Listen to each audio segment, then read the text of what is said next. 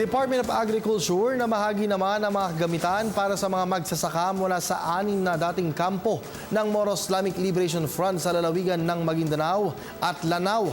Bahagi ito ng mahigit 26 na milyong programa ng Department of Agriculture na naglalayong paunlarin at gawing mapayapa ang mga nasabing lugar.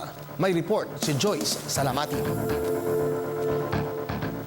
Namahagi ang Department of Agriculture ng 26.2 milyon halaga ng mga kagamitang pang-agrikultura para sa mga magsasaka ng 6 na dating kampo ng Moro Islamic Liberation Front sa mga lalawigan ng Maguindanao at Lanao.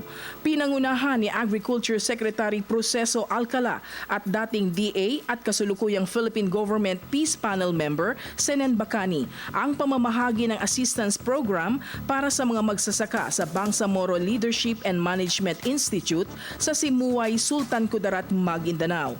Ang programa ay inisyatibo sa ilalim ng Bangsamoro Peace Process na may layong baguhin ang mga nasabing lugar at gawing mapayapa at produktibong komunidad. Kasunod nito, binuo ang Task Force Camps Transformation bilang bahagi ng itinakdang normalization process sa ilalim ng Comprehensive Agreement on the Bangsamoro na nilagdaan sa pagitan ng MILF at ng gobyerno. Sinigurado din ng kalihim na magkaisa ang gobyerno at MILF sa pagsusulong ng mga programa tungo sa mas produktibong mga lupain. Dagdag pa ni Alcala, layunin ng proyekto na mabigyan ng mga magsasaka ng dagdag kita para mapag-aral ang kanilang mga anak at maitaguyod ang mabuting kalusugan sa mga susunod na henerasyon.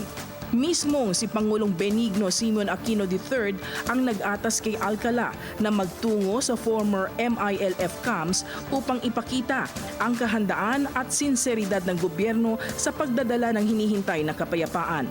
Layunin din ng hakbang na ito na maipahayag na seryoso ang gobyerno sa paghahatid ng resulta sa mga Bangsamoro areas sa Mindanao. Para sa Telebisyon ng Bayan, Joyce Salamati.